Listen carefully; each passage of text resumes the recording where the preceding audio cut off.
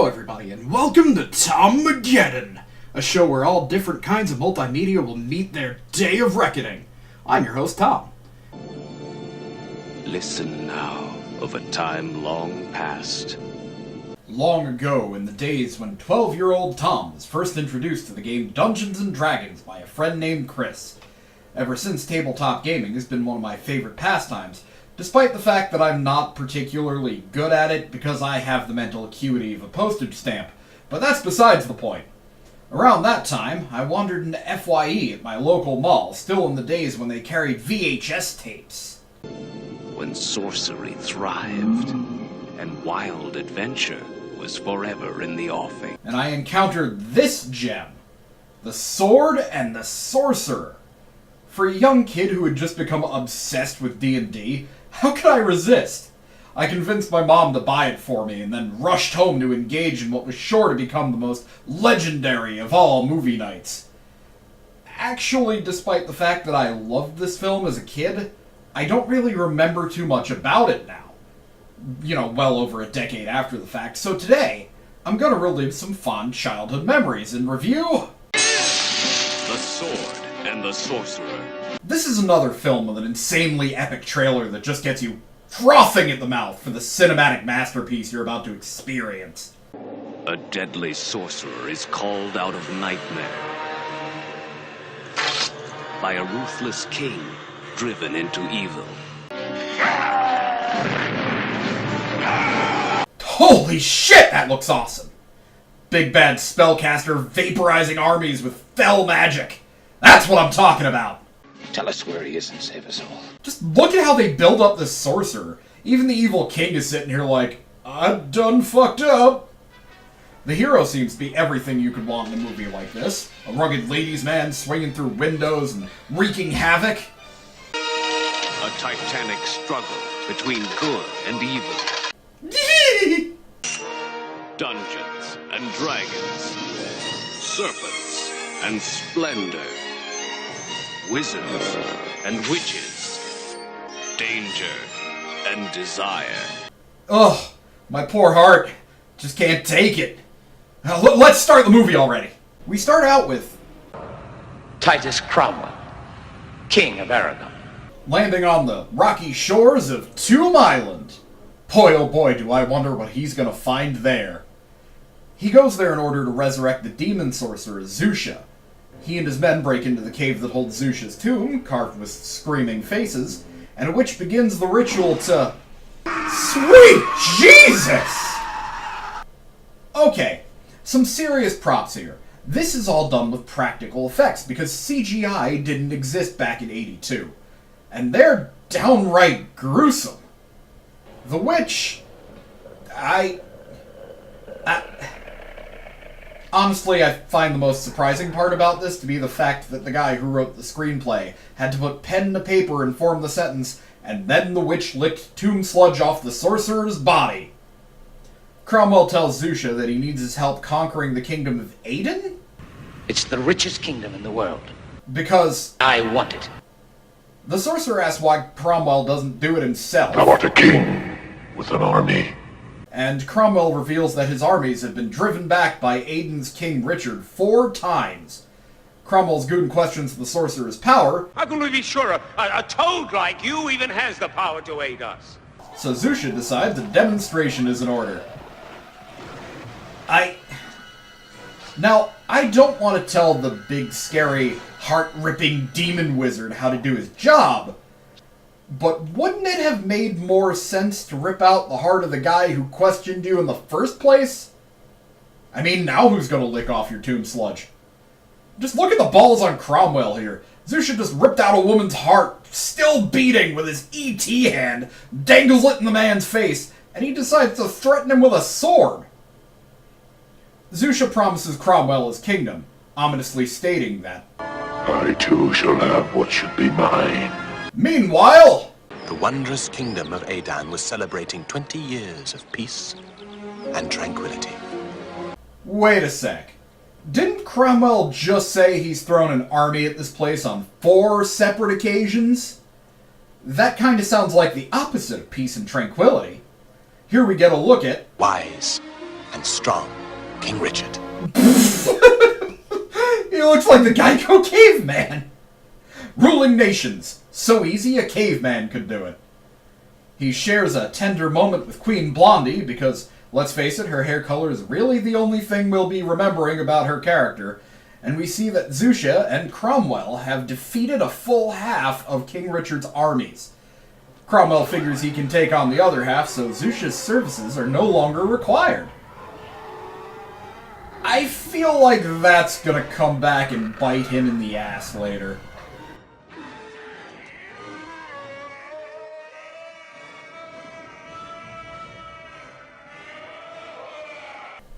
Even without Zusha, Cromwell sweeps across Edon, because the pronunciation keeps changing, crushing Richard's armies, and we get a scene where one of Richard's sons is brought before him, wounded and on the brink of death. The Eastern Army has been destroyed. You know, that is not the voice I expected to come out of that guy. The king tells Queen Blondie that he's going to lead the final charge against Cromwell, and that she should take their other children to a boat on the river and escape. Take me to battle, father. You'll need me. Prince Berries and Cream here is our main character, Talon. The king tells him that should he die, it will be his job to avenge him. What the actual fuck is that? Is that a three-bladed sword? Where the hell would you even get something like that? It's from India. Nah, yeah, fair enough. Was the king just drunk as shit when he commissioned that thing? Milord, you want to request a sword? Yeah, I want to request a sword. I want this. That's a fork, my lord. A fork and a sword. I don't think that's going to make it or you hang. I hate my job. We cut to another corpse-strewn battlefield as the narrator tells us about the final, epic struggle between Richard and Cromwell. Show it! Show the battle! Don't just drop a line of narration, oh, Richard lost, shit sucks. Talon arrives on the field just in time to watch his father get executed. He rushes off to the river to make sure his mother escapes, but somehow Cromwell beats him there, even though he's on a horse. What, did Talon get lost? Anywho, Talon watches Cromwell behead his mom, gets noticed by the goons, and a fight ensues. Talon readies his mighty sword and...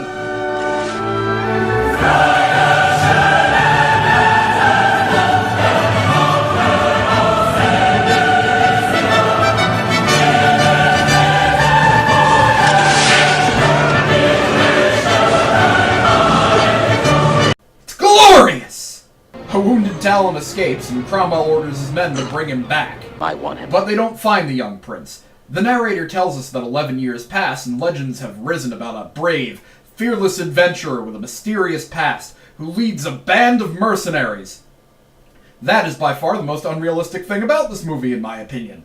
That a band of battle-hardened mercenaries would see this guy wandering about with his rocket-powered fork sword and say, yeah, he looks like he knows what he's doing, let's follow him. Talon, on his way to save some random kingdom, decides to detour through Aden, presumably to avenge his family? It's also revealed that Zusha is still alive, doing evil sorcerer shit in a cave and plotting to take over the kingdom. With the rising of the seventh moon, Cromwell's power, Cromwell's bride, and Cromwell's flesh shall be mine! We cut to the castle and see Cromwell standing in Richard's old spot. He shares a tender moment with his advisor, McKelly. But sire, it is imperative. It is imperative that you obey my orders. And McKelly meets with Cromwell's generals, who assure him they will crush the rebellion led by Prince Micah and capture Princess Alana. Then we get a sweeping shot of the city of Aden and... Wait. Is that how you spell it?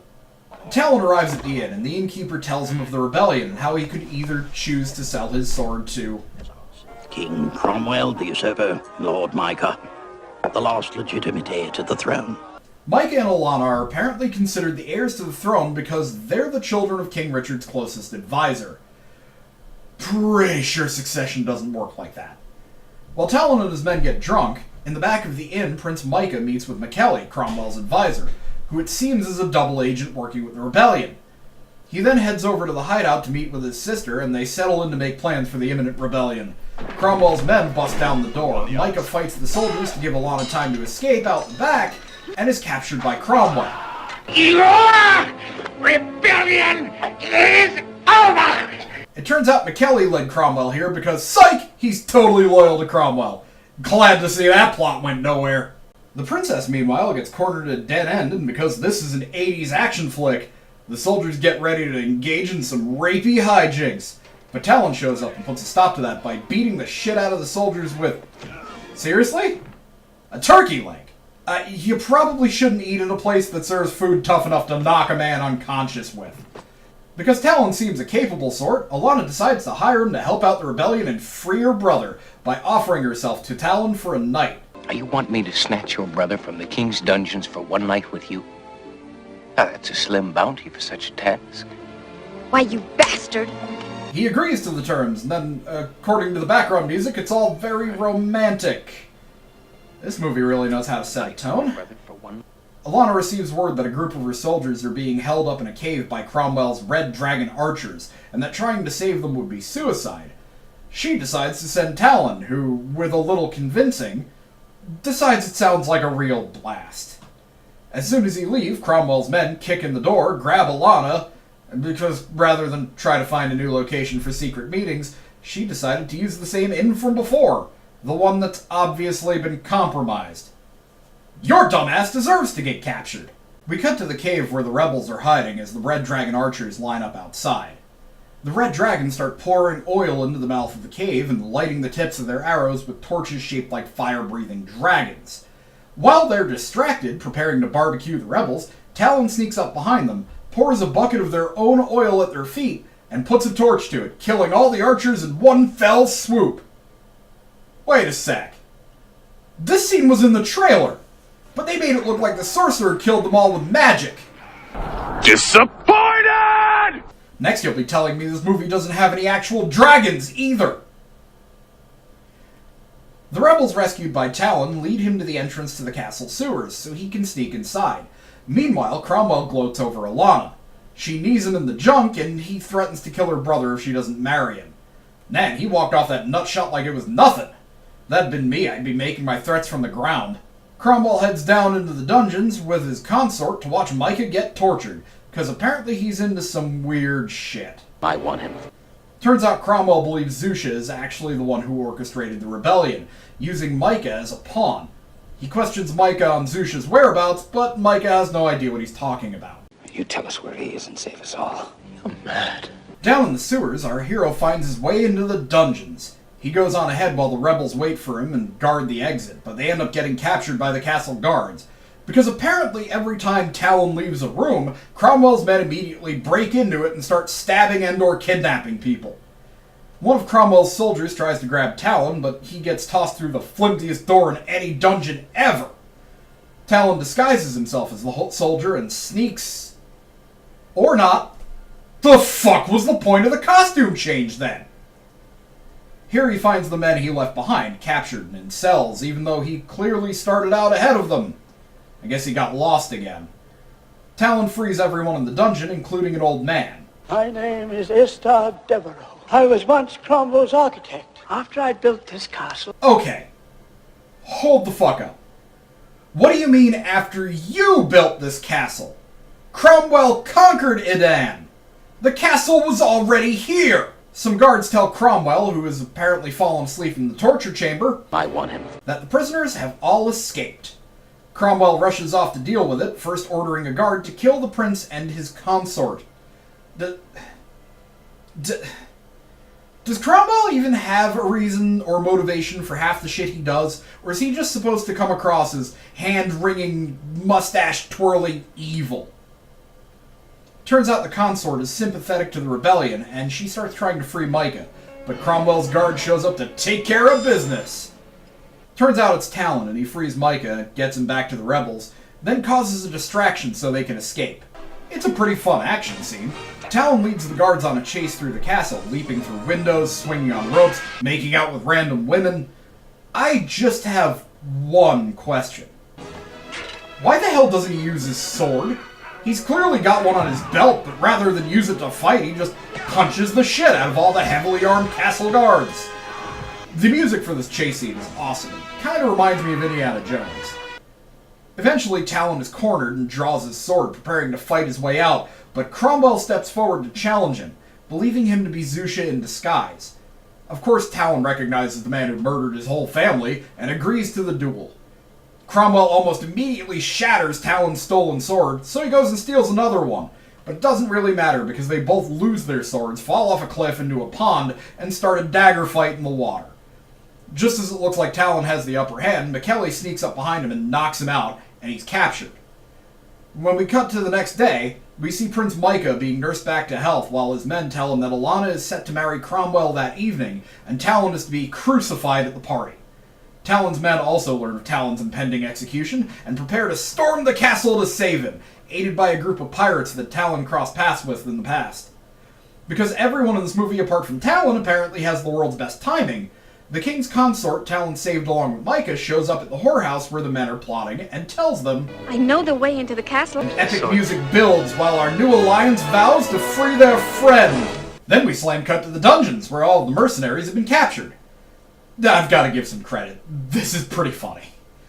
The torturer arrives telling the prisoners he'll give them a bargain, reveal who sent them, and he'll show them mercy. He brings out the king's consort, whose tongue has been cut out, and threatens to skin her in front of everyone if they don't talk. But she kills herself before he can use her against them. The pirate captain seems oddly distressed by this. I'm pretty sure he only met the woman, like, a few minutes ago, when she told him she could get them into the castle, but he has the biggest reaction I've seen to anything in the entirety of this movie so far. Now, look at the death glare he shoots the torturer. Clearly the best actor in the film right here. McKelly meets with the heads of Cromwell's army to go over their plan. The kings of the other 4 kingdoms are going to attend the wedding, and they plan on assassinating all of them and bringing all the kingdoms beneath Cromwell's rule. In 3 hours' time, one man will control the entire civilized world. The wedding begins, kicking off this film's climax, and we see Talon already nailed up to a cross, watching the proceedings. He seems pretty chill for a guy who's just had spikes driven through his hands.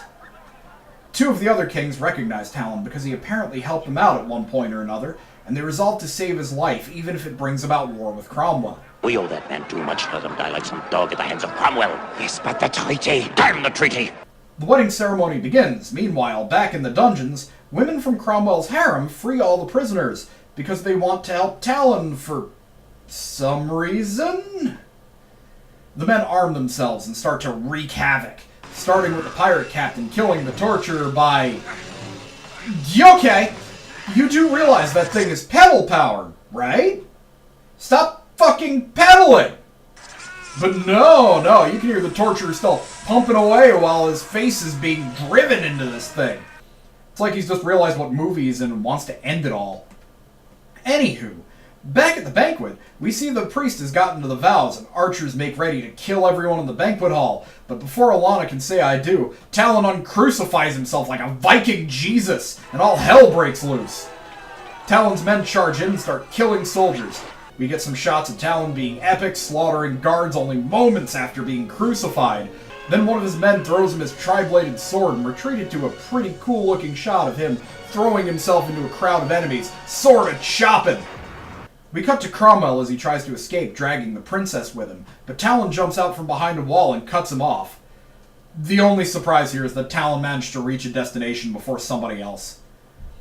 Cromwell's men try to jump on him, but he shatters all their swords at once, because apparently swords in this universe are made of paper-mache and tinfoil. Swordless, they decide to football tackle him, and McKelly frees the princess in the confusion. Seriously, the fuck are you, McKelly? One minute he's aiding the rebellion, the next he's crushing it, and then he's aiding it again. He's got more confusing motivations than Cromwell. Cromwell gives chase, leaving his men to finish Talon, but Talon's mercenaries arrive and take on the guards so Talon can chase after the princess. Meanwhile, under the castle, McKelly reveals his evil plot, telling Alana that he's going to destroy Cromwell and take over the world.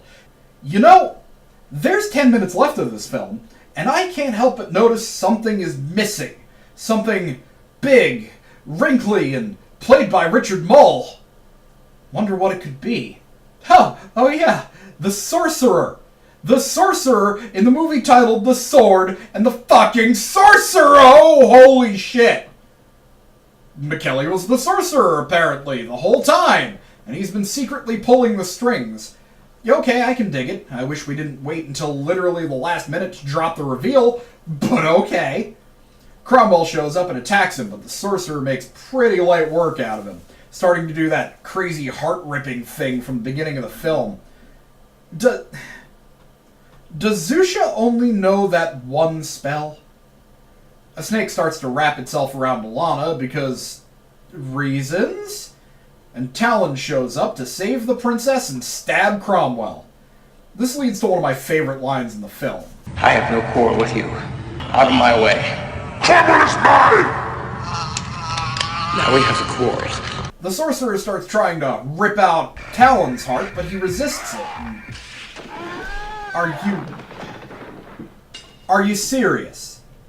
That's all it takes. You build up this big magical bastard the entire film, have him hide in the shadows right up until the last 10 minutes of the fucking movie, and then just casually shoot him Indiana Jones style. Fuck! Then, rather than shoot Cromwell with the second blade, Talon launches it into the wall so they can fight a proper duel. No. No! Are you telling me the sword, the titular fucking sword, doesn't get used almost the entire film, and the one time this muscle-bound shithead does decide to whip it out, fucking breaks! That's fine enough, though, because there's a smaller sword in the fucking handle. Who the fuck designed this thing? It's from India. Cromwell loses his sword, too, and fights with his scepter, which turns into a two-bladed sword staff thing? Where? It's from India, I get it. Talon breaks that, Cromwell recovers his sword somehow, then Talon loses his short sword and finishes Cromwell off with a wrist blade? Shut up, Daikang! Talon reveals his identity before Cromwell dies. Who are you? Talon, son of Richard. Then suddenly seems to remember the princess being constricted by a snake and goes to save her by beheading the snake with his wrist blade. All seems well with the world. The day is saved, and... surprise, bitch! It's Sorcerer time! Oh yeah, never mind. He gets the wrist blade, too. Back upstairs, the battle has been won, and Talon arrives on one of the balconies, throwing the crown down to Micah. Because although he's the real heir, he apparently doesn't want the damn kingdom. He slings the princess over his shoulder and swings out of the room on a tapestry to thunderous applause. Then we cut to a cliffside where Talon and his men ride off into the sunset to save another kingdom. Holy shit! This movie. This fucking movie! I don't even know where to start. I guess with the fact that this movie is titled The Sword and the Sorcerer, and there is neither sword nor sorcerer right up until the end of the film, and then they're both fucking irrelevant. This movie should be called Wristblade and Cromwell! The trailer is a pack of lies! There were no dragons in this film. A couple of dungeons, yes, but certainly no dragons. There are plot holes all over the damn place, shit just conveniently falls into our hero's lap, and the acting is terrible, which is weird because this movie has some good actors. I can certainly see why I liked it as a kid. And praise where it's due, the practical effects are amazing. Zusha's tomb is the stuff of nightmares, and when McKelly rips off his skin to reveal himself as the Sorcerer, that still makes my skin crawl. Though I still find it disappointing that the only spell Zusha ever uses is the heart-ripping one. For what it is, it's harmless enough. If you like movies like Krull the Conqueror and Conan the Barbarian, this should be right up your alley.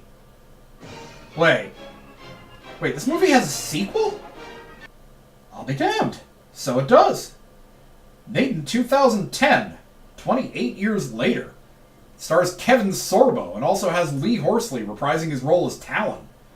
Maybe I should check this out. Well, I've been Tom, and thanks for watching Tommageddon.